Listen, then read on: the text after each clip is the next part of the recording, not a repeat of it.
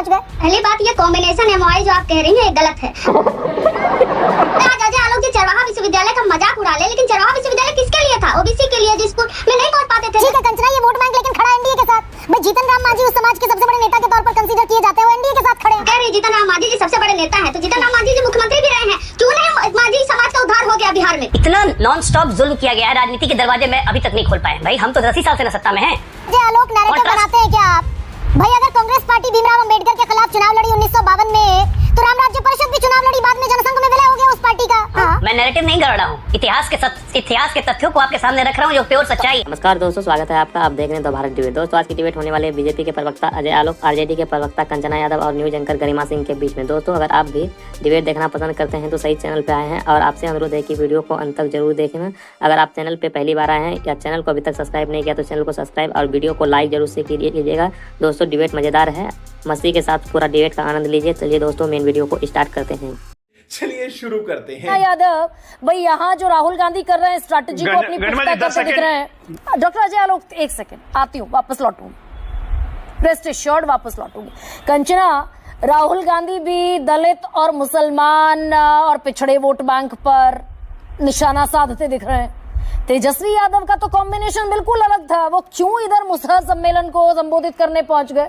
देखिए गरिमा जी, पहली बात ये कॉम्बिनेशन एमओआई जो आप कह रही हैं ये गलत है। लालू जी के टाइम पर भी लालू जी जाया करते थे मुसहर टोला, और सबसे ज्यादा मुसहर टोला अगर बिहार में किसी ने बसाया है तो लालू जी ने बसाया है। और कोई अगर भले आज अजय आलोक जी चरवाहा विश्वविद्यालय का मजाक उड़ा ले, लेकिन चरवाहा विश्वविद्यालय किसके लिए था? ओबीसी के लिए, जो स्कूल में नहीं पहुंच पाते थे, दलित के लिए था। 39 लाख स्टूडेंट इन्वॉल्व हुए थे उस चरवाहा विद्यालय में, और ड्रॉपिंग रेट जो हुआ करता था 11.4% से ड्रॉप होकर सीधे 3.9% आया था चरवाहा विद्यालय की वजह से। लेकिन इनको नहीं समझ में आएगा कि वो उसका चरवाहा विद्यालय का कॉन्सेप्ट क्या था। कोई सेंसेस बात तो हमेशा लालू जी की जो सिद्धांत था उसी सिद्धांत पे तेजस्वी जी भी काम कर रहे हैं, और हर पॉलिटिकल पार्टी गरिमा जी स्वतंत्र है। राहुल गांधी जी क्या करना चाहते हैं, बीजेपी क्या कर रही है, हम क्या कर रहे हैं। लेकिन बिल्कुल ठीक है कंचना, ये वोट बैंक लेकिन खड़ा एनडीए के साथ। भाई जीतन राम मांझी उस समाज के सबसे बड़े नेता के तौर पर कंसीडर किए जाते हैं, वो एनडीए के साथ खड़े हैं। अगर आपके अनुसार, जैसा आप कह रहे हैं जीतन राम मांझी जी सबसे बड़े नेता हैं, तो जीतन राम मांझी जी मुख्यमंत्री भी रहे हैं, क्यों नहीं मांझी समाज का उद्धार हो गया बिहार में? हम तो पूछते हैं इनसे। दलितों का आरक्षण बढ़ाया ना नीतीश कुमार ने, 16% से 20% आरक्षण किया जातिगत सर्वे के बाद। मैं आपसे इसी पॉइंट पर आ रही थी। अच्छा हुआ आपने ये सवाल पूछ लिया, क्योंकि हम लगातार मांग कर रहे थे। हम भी सरकार में थे, हम भी सरकार में थे उस समय जब आरक्षण सर्वे हुआ और आरक्षण बढ़ाया गया। किसने रोका गरिमा जी? भारतीय जनता पार्टी ने रोका। हम कोर्ट में अभी केस लड़ रहे हैं। नीतीश कुमार जी के पास इतना पावर था तो केंद्र में इनकी एनडीए की सरकार है, क्यों नहीं कहते कि भाई आप 9th शेड्यूल में डालो ताकि इस लीगली इसको चैलेंज नहीं किया जा सके? लेकिन इन्होंने 9th शेड्यूल में नहीं डाला। जातिगत सर्वे कराने वाला पहला राज्य था ना बिहार। कंचना, आप कह रही हैं दलितों के लिए क्या किया? भाई एग्जैक्ट जो नंबर्स निकल कर आए वो उसी जातिगत सर्वे से आए। दलित महादलित की कैटेगरी नीतीश कुमार ने बनाई ताकि सेग्रीगेशन हो तो बेहतर रिप्रेजेंटेशन हो सके। ये सब नीतीश कुमार ने किया ना। वोट बैंक भी नीतीश कुमार का ही रहा। डगी अरे क्या डगी? वोट बैंक, पहली बात आपने उद्धार कितना किया, आपने रिप्रेजेंटेशन कितना दिया? आपने जातिगत सर्वे तब कराया, तब हुआ जब हम आए पावर में उनके साथ। भारतीय जनता पार्टी के साथ पावर में थे तब तो नहीं हुआ, आरक्षण तब तो नहीं बढ़ा। और सवाल तो सबसे बड़ा यह है कि आज तक ओबीसी और किसी दलित को और आरक्षण देने का काम क्या भारतीय जनता पार्टी ने किया है? नहीं किया है। और जब हमने दिया है आरक्षण, तब तो भारतीय जनता पार्टी का सरकार गिराया है। ये इनका इतिहास ले लीजिए। आप वीपी सिंह जी तक चले जाइए। और दूसरा, जो सरकारी संस्थानों में रिजर्वेशन दिया गया 2008 में, उस समय यूपीए की सरकार थी। ये इकोनॉमिक ईडब्ल्यूएस आरक्षण देने के अलावा इन्होंने कभी क्या ओबीसी का आरक्षण दिया है? कभी इन्होंने एससी को आरक्षण दिया? कभी नहीं दिया। और हमने अगर बढ़ाया है तो इन्होंने उसको चैलेंज कर दिया है। अब देख तू भाई दलितों का वोट चाहिए तो अंबेडकर बहुत जरूरी हो जाते हैं, ये अब बिल्कुल घोषित सिद्धांत है। और दलित वोट बैंक तकरीबन 20 करोड़ की आबादी और 16.63% टोटल भारत की जनसंख्या में, तो अंबेडकर जरूरी हो जाते हैं क्या? अंबेडकर को हम कब भूले थे? अंबेडकर को तो कभी हम भूले भी नहीं थे, ना कभी भूलेंगे। कुछ लोगों को अब दलित, ओबीसी, पिछड़ा इस देश में सेकेंड ग्रेड सिटीजन लगते हैं, और उनकी आप तारीफ में कसीदे पढ़ रही थी। क्या आपको भी लगते हैं क्या दलित सेकंड ग्रेड सिटीजन? हाँ। हमें तो कभी नहीं लगा। अति पिछड़ा तो कभी नहीं लगा। एक पिछड़ा प्रधानमंत्री हमारा बना हुआ, वो भी सेकंड ग्रेड सिटीजन हो गया। एक राजनेता की मानसिकता ये होनी चाहिए क्या?